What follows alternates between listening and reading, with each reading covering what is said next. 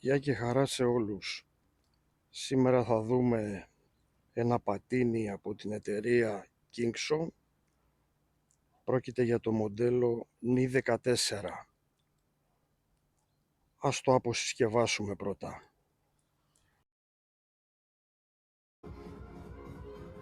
Και για πάμε να το ανοίξουμε.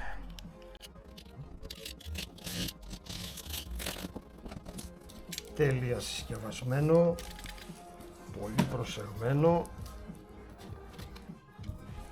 τέλειο.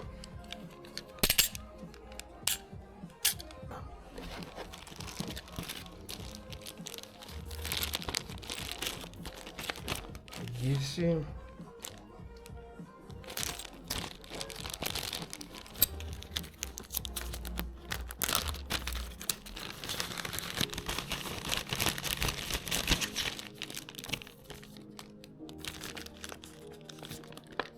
Manual.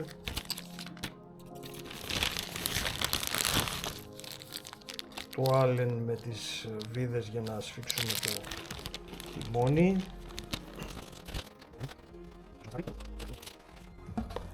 Εδώ στη συνέχεια έχουμε το φορτιστή.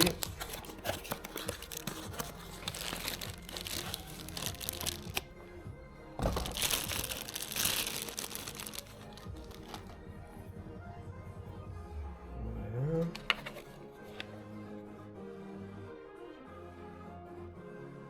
54,6 βολτ, 2 αμπέρ.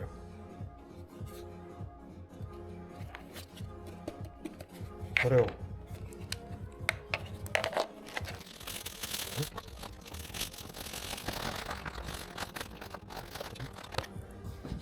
Έχει χωριστά το φύς, καλώδιο, γιατί δεν χώραγε μες στο κουτί.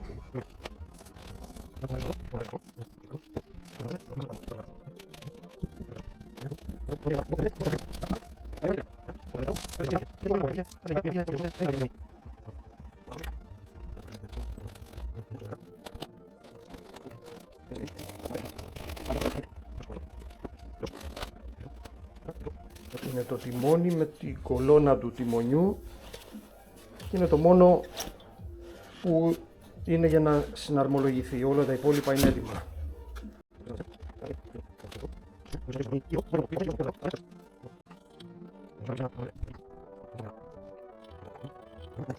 Μπλε κόκκινο.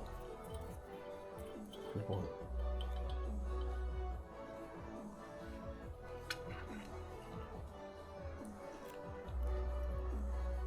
Αυτό εδώ το βίσμα που βλέπουμε εδώ είναι ουσιαστικά το κλείδωμα της ταχύτητας. Βάσει νομοθεσίας τα σκούτερ πρέπει να πηγαίνουν έως 25 χιλιόμετρα την ώρα τελική ταχύτητα. Συνδέοντας αυτό το βίσμα εδώ, αν θέλουμε να είμαστε καθόλου νόμιμοι έτσι όπως πρέπει, το συνδέουμε και αυτομάτως η ταχύτητα περιορίζεται στα 25 χιλιόμετρα έτσι όπως ορίζει ο νόμος. Αν το αφήσουμε ασύνδετο, η ταχύτητα είναι ελεύθερη και από ό,τι λέει ο κατασκευαστής είναι γύρω στα 40 χιλιόμετρα περίπου η τελική ταχύτητα. Εμείς θα το αφήσουμε για δοκιμή και μόνο, αλλά πρέπει να ξέρουμε ότι πάνω απ' όλα είναι κάτι παράνομο. Έτσι, βάσει νομοθεσίας είμαστε παράνομοι εδώ. Ελεύθερο αυτό. Πρέπει να είναι κουμπωμένο. Κάνουμε εξήγηση για να μην υπάρχει κάποια παρεξήγηση.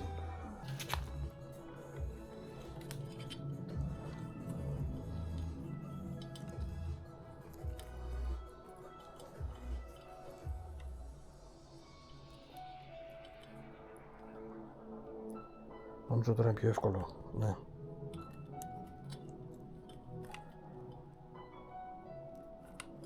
Αυτό είναι. Και έτσι.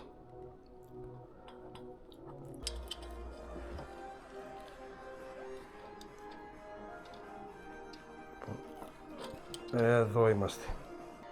Λοιπόν, τώρα έχουμε τις βίδες.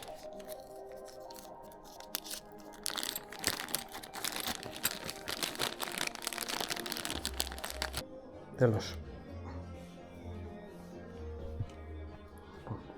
Δεν χρειάζεται τίποτα άλλο. Είναι έτοιμο. Πάμε να το δούμε αναλυτικά. Είναι ένα πατίνι μεσαίας κατηγορίας, οικονομικά εννοώ. Πολύ καλή ποιότητα, σχετικά μικρό σε μέγεθος και ιδίως στο μήκος, δεν είναι πολύ μακρύ.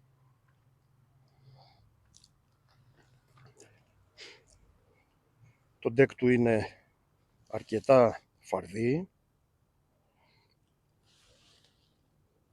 Το μήκος του για μένα είναι πολύ ικανοποιητικό, γιατί είναι πολύ πιο εύκολο και στην αποθήκευση και στους ελιγμούς, θα έλεγα, κυρίως μέσα στην πόλη.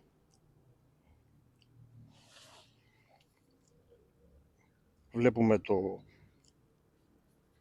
δάπεδο του είναι αντιολισθητικό, αυτό το λαστιχένιο περίβλημα.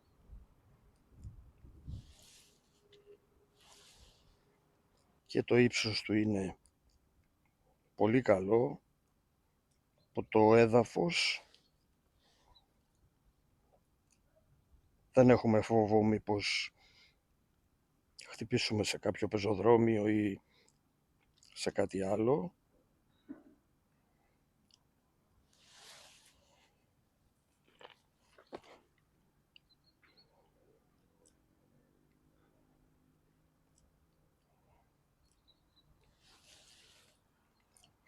Βλέπουμε το πίσω φτερό πολύ συμπαγές και έχει για ενίσχυση το μεταλλικό αυτό στήριγμα, το οποίο το βοηθάει ασφαλώς στους κραδασμούς.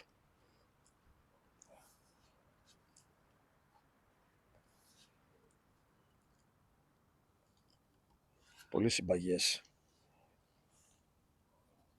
Εδώ πίσω βλέπουμε και υποδοχή για τυχόν αριθμό κυκλοφορίας που ίσως χρειαστεί κάποια στιγμή.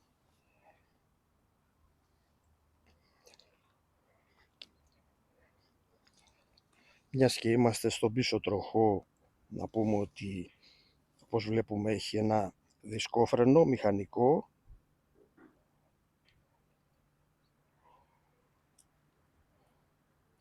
αρκετά αποτελεσματικό.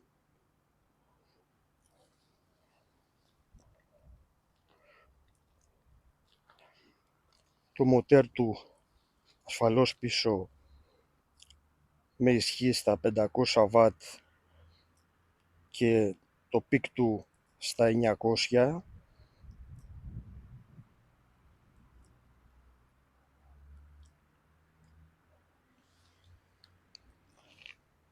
Εδώ από κάτω δεν ξέρω αν μπορούμε να το δούμε, υπάρχουν στον πίσω τροχό, η ανάρτηση του αποτελείται από δύο αμορτισέρ. Εδώ βλέπετε τα δύο αμορτισέρ, τα οποία κάνουν πάρα πολύ καλή δουλειά.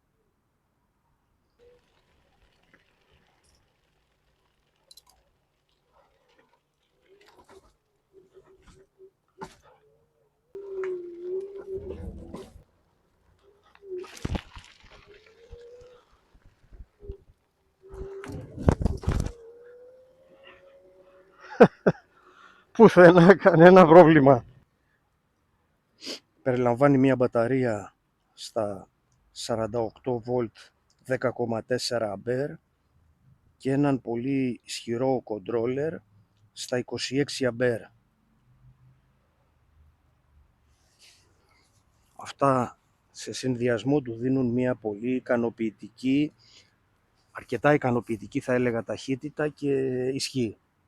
Δεν ξέρω αν βλέπετε, είναι στην Eco και η δύναμή του είναι καταπληκτική.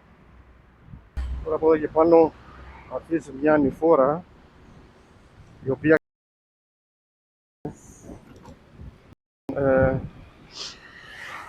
σταδιακά αρχίζει και ανεβαίνει, αλλά το συγκεκριμένο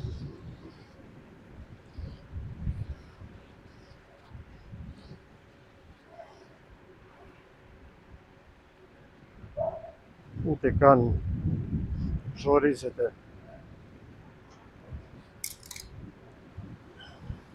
28 χιλιόμετρα μας δείχνει το κοντέρ, 29. Είμαστε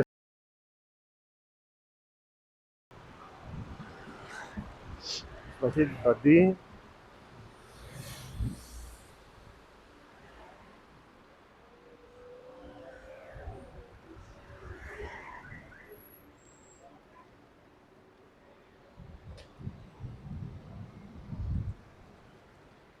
Εδώ είναι το σημείο που η ανηφόρα γίνεται πιο έντονη. 23 χιλιόμετρα μας δείχνει το κοντέρ.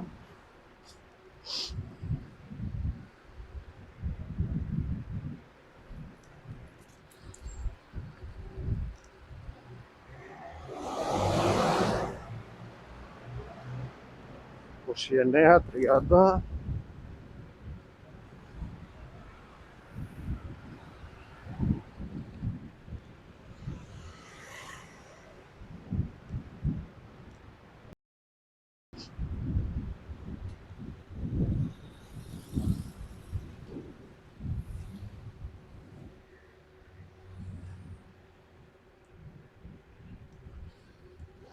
Εδώ φτάσαμε στο τέλος της ανηφόρας. Πηγαίνοντας προς τα μπροστά, βλέπουμε ότι υπάρχει ένα ταμπούρο το οποίο κάνει πολύ καλή δουλειά.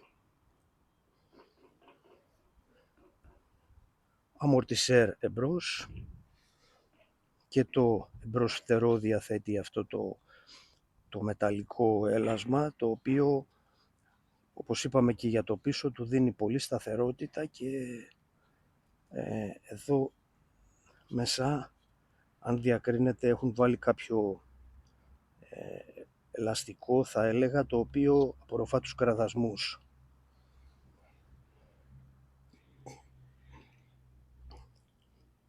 Πολύ προσεγμένη κατασκευή.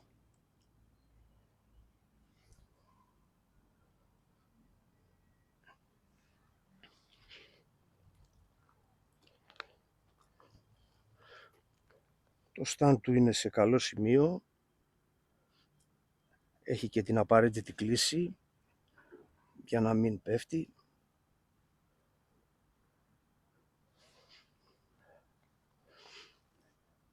Εδώ βρίσκεται η υποδοχή που κουμπώνει το αναδιπλούμενο τιμόνι από τη στιγμή που θα το κατεβάσουμε.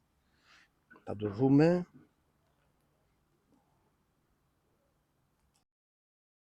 Ανακλαστήρες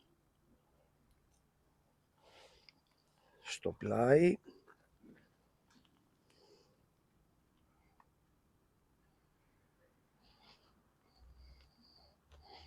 Καθώς και πίσω.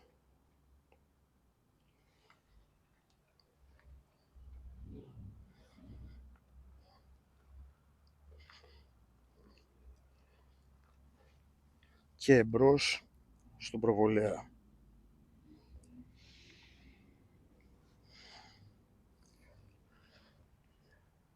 Η τροχή να πούμε ότι είναι στις 10 ίντσες και τα ελαστικά που φοράει είναι 10 ιτζών επί 2,5. Όπως βλέπουμε είναι ελαστικά δρόμου, αλλά αυτό δεν σημαίνει ότι δεν μπορούμε να το χρησιμοποιήσουμε και σε χωματόδρομους, σε εκτός άσφαλτο να πούμε. Είναι της εταιρείας CST.